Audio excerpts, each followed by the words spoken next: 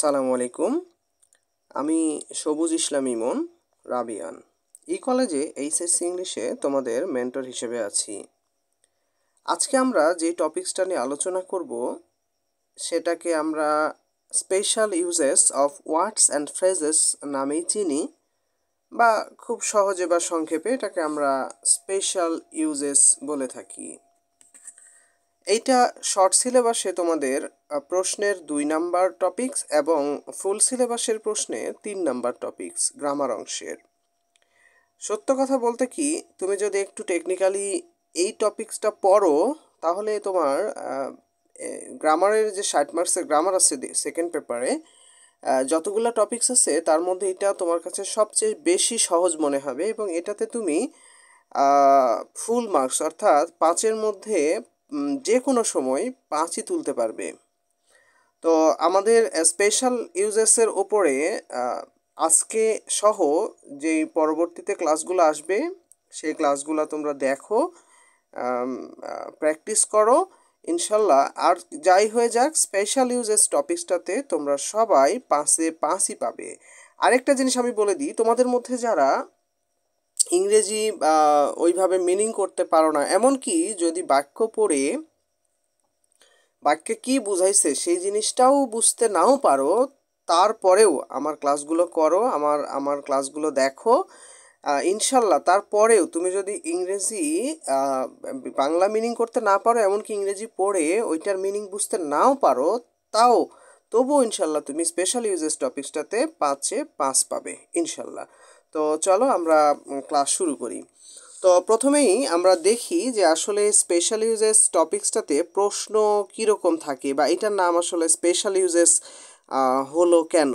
হ্যাঁ, তো আমাদের এই টপিকসটাতে প্রশ্ন হিসেবে যা থাকে সেটা একেবারে হুবহু আমরা বলতে পারি উইথ ক্লু যেমন থাকে আমাদের ফার্স্ট পেপারে, উইথ ক্লু যেমন থাকে সেম একই। অর্থাৎ এখানে একটা টেবিল দেওয়া থাকে, এই যে দেখছো এটা একটা বোর্ডের প্রশ্ন। হ্যাঁ, এখানে একটা টেবিল দেওয়া থাকে, এই টেবিলের মধ্যে উত্তরগুলো অর্থাৎ অপশানগুলো দেয়া থাকে, অর্থাৎ উত্তরগুলো টেবিলের মধ্যে দেয়া থাকে।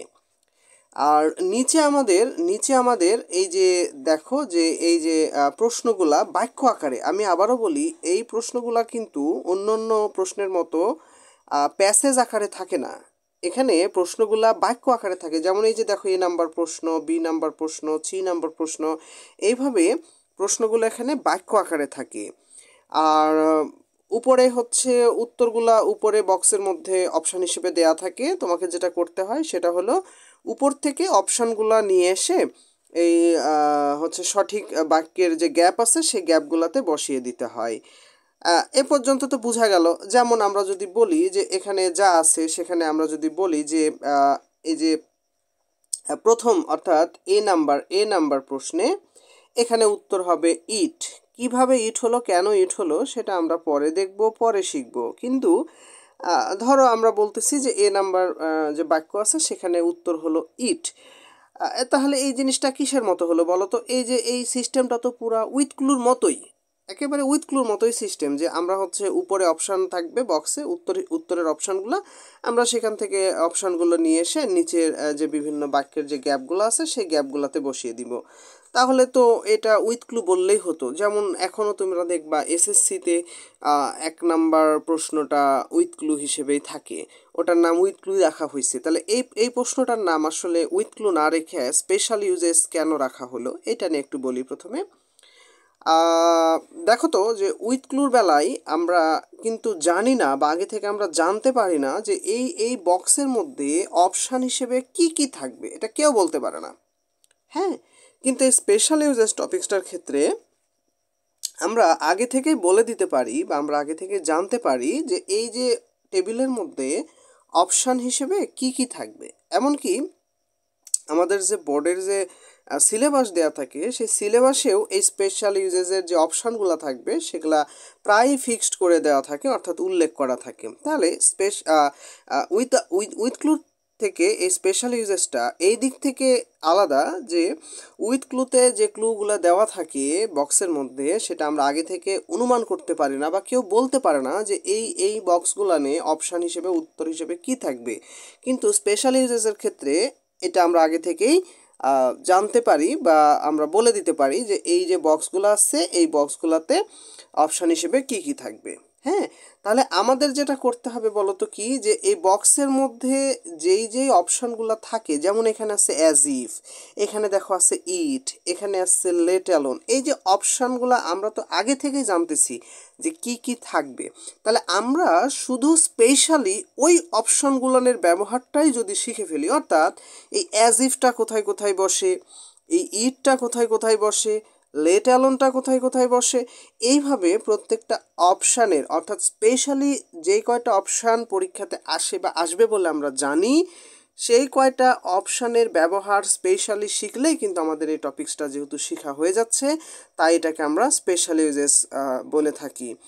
আরেকটা ব্যাপার, উইথ ক্লুয়ের সাথে এটার আরেকটা পার্থক্য হচ্ছে, উইথ ক্লুয়ে এই যে প্রশ্নটা, এই প্রশ্নগুলো কিন্তু এরকম বাক্য আকারে থাকে না। খেয়াল করে দেখবা উইথ ক্লুতে এই প্রশ্নটা কিন্তু এখানে প্যাসেজ আকারে থাকে। কি আকারে থাকে? প্যাসেজ আকারে থাকে। কিন্তু এখানে কিন্তু স্পেশাল ইউজেসে প্রশ্নগুলা প্যাসেজ আকারে নাই, কি আকারে থাকে? বাক্য আকারে থাকে। এবং এখানে একটা বাক্যের সাথে আরেকটা বাক্যের প্রসঙ্গের কোনো মিল থাকে না।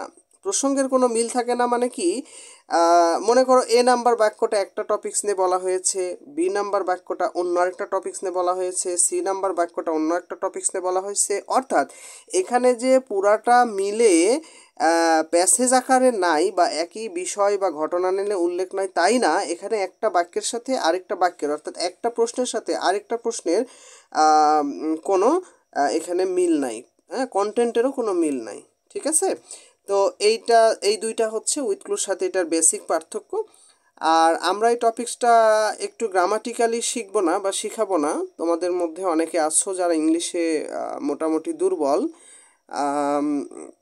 এমনকি বেসিক লেভেলেও দুর্বল, আর অ্যাডভান্স লেভেলে বলতে গেলে তো তোমরা প্রায় সবাই ইংলিশে দুর্বল, আমি অনেক দিন পড়ানোর অভিজ্ঞতা থেকে বলছি। তো যাই হোক, আমি এই টপিকসটা তোমাদের এমনভাবে শিখাবো বা শেখানোর চেষ্টা করব যে তোমরা খুব একটা ইংলিশ না জানলেও বা না বুঝলেও আর যাই করো, এই টপিকসটাতে তোমরা 5 মার্কসই তুলতে পারবে ইনশাল্লাহ। ঠিক আছে? তাহলে এখন আমরা এখানে যে বোর্ড প্রশ্নটা দেখলাম বা দেখা যাচ্ছে বোর্ডে, এটা এখন সলভ করে দিব না, একেবারে স্পেশাল ইউজেসের শেষ ক্লাস যেদিন হবে সেই ক্লাসে আমি এটা সহ এরকম আরও কিছু বোর্ড কোশ্চেন সলভ করে দিব।